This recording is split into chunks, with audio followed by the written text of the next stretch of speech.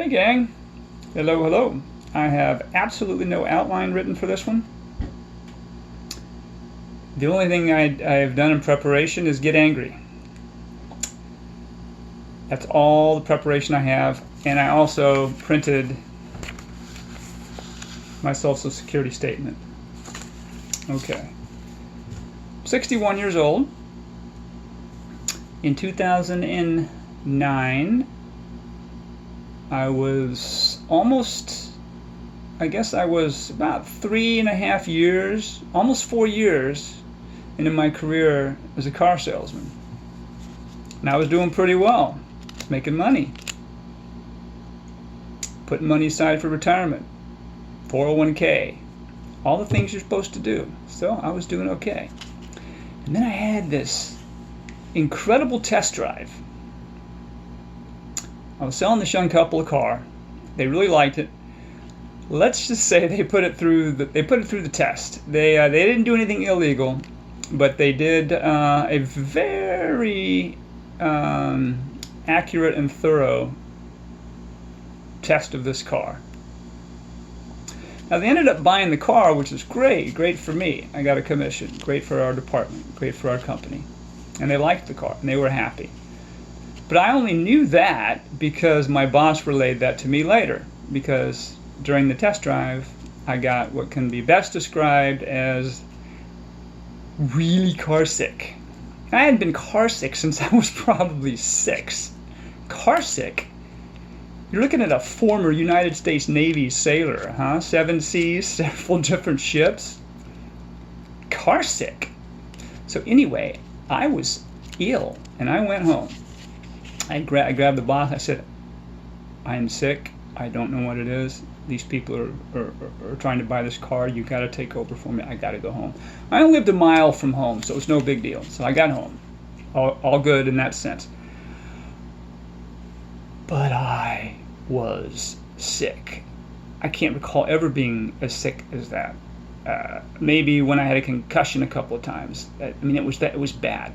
Vomit, dry heave, really bad, sick all night. It was probably, in fact, it was not the next day, but the following day, and I lived alone, so whatever. Following day, when I could perform something that would closely resemble human ambulatory movement, I got down to the local urgent care. And a doctor took a look at me and she said, "You aren't car sick. You need some help. This is you got something going on here." So, long story short, this part is about 6 months, and they finally diagnosed me with benign paroxysmal positional vertigo. For those who don't know what BPPV is, the semicircular canals, you've got 3 in either side of the inner ear, and they handle inputs corresponding to rotational movement of the head.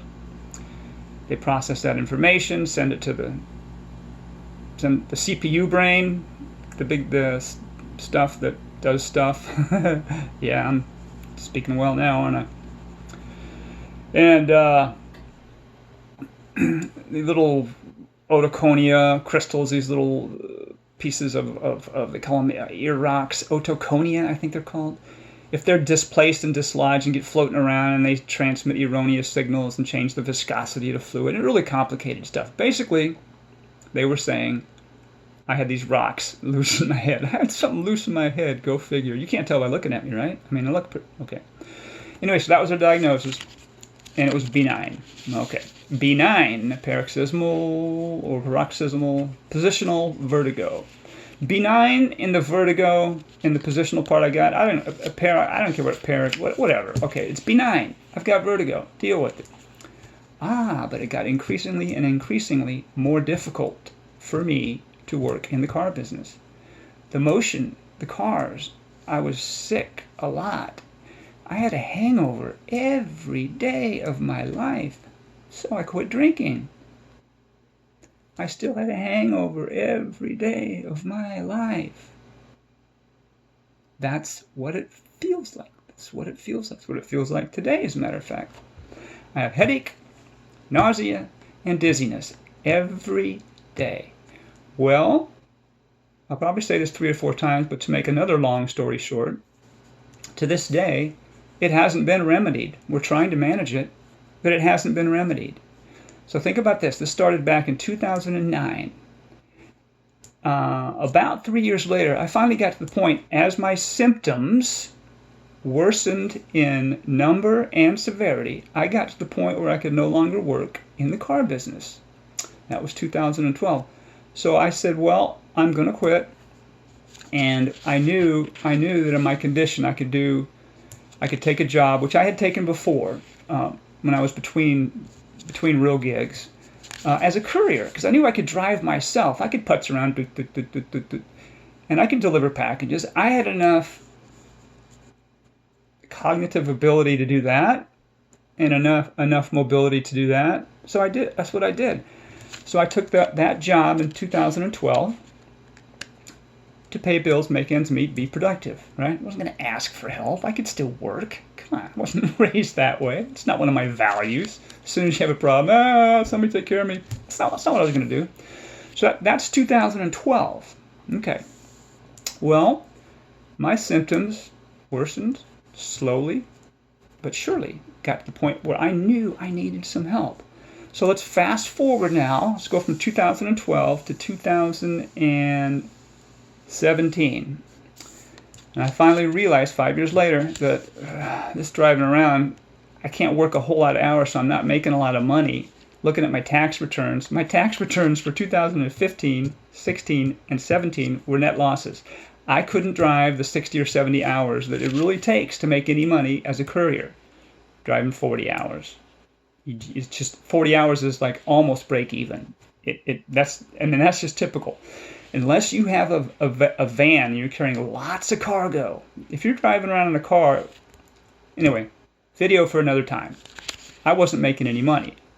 So I decided, okay, I'm going to go in, I'm going to try to do some other things. I tried to sell things online. I would take items that I found, whether it would be books or small appliances or whatever, and try to recondition them, get them ready, sell them online, make money that way.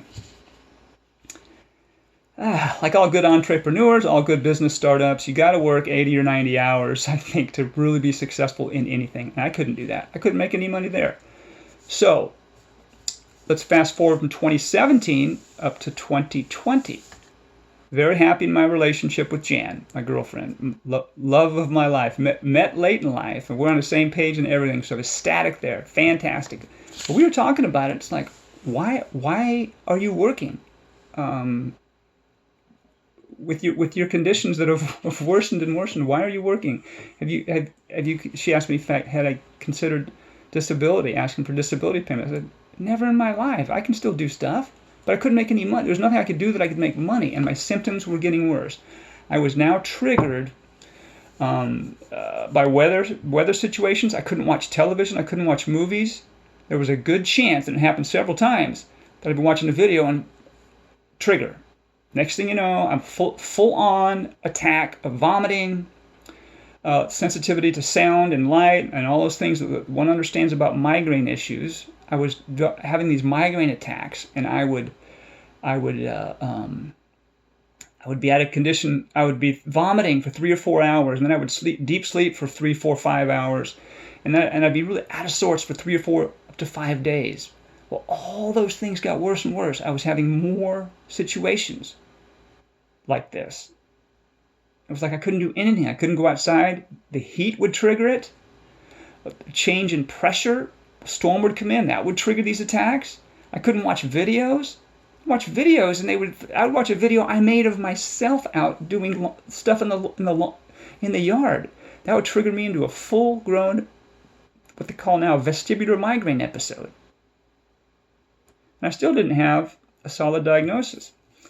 So I went into the VA, my healthcare provider, in 2020, and they've been testing me, and now slowly but surely they've gotten to a point where they said, looks like you have vestibular migraine. That's what we're going to treat you for, vestibular migraine.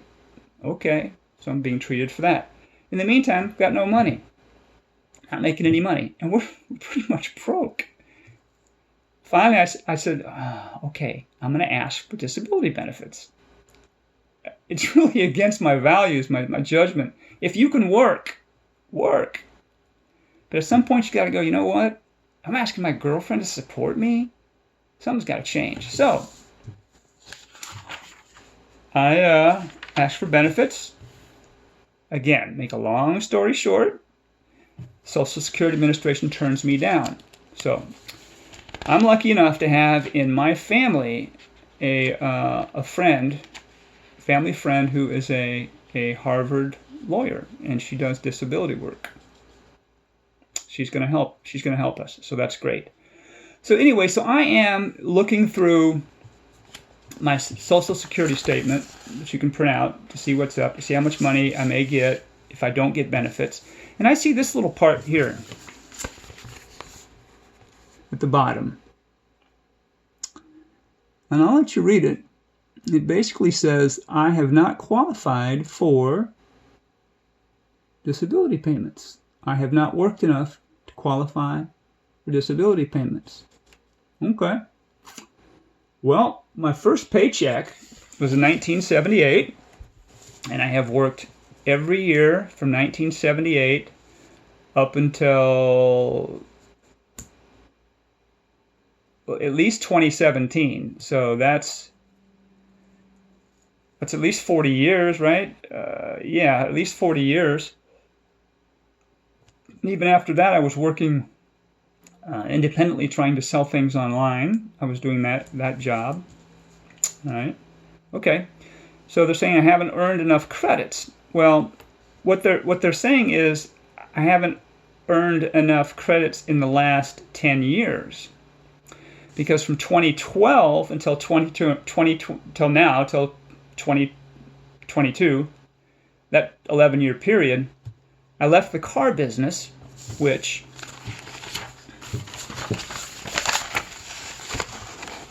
was a job that was covered by Social Security Administration, because in that job they send Social Security taxes. They send information. They send money deducted from my earnings to Social Security. So that job is covered as a Social Security Administration job. When I went to do the courier work, I was doing 1099s. So I did 1099s 2013, 14, 15, 16, 17 for those 5 years. In the last 5 years, I've been straight up independent, trying to make money doing side hustles. So for those 10 years, I haven't earned any Social Security credits. So it's quite possible that because of my work ethic, my value system, I didn't ask for benefits back in 2009 when this stuff hit me. Nothing I did wrong. This stuff hit me. Symptoms got worse. Condition got worse. My ability to work got less and less. But because I didn't ask for benefits then, or in 2012 when I knew I could no longer work in the car business, because I stuck it out and I kept trying to find ways to earn my way, to earn my keep, I now am possibly screwed out of getting Social Security benefits when I need them. I raised the hand. I served in the United States Navy. I raised my hand. I said, hey, I'll go out there and do that stuff. I'll do that stuff for years. It's quite possible that I screwed myself out of the benefits because I didn't ask. I didn't ask for them early enough. But very skilled family friend of ours, the Harvard lawyer, and she can't handle this. Nobody can. So I'm going to update. People have said they liked my other videos on vestibular stuff. I will update as we go, but that's just something to think about. Something to think about when you're considering disability benefits. That's all for now. I'll check back in with you. Take care.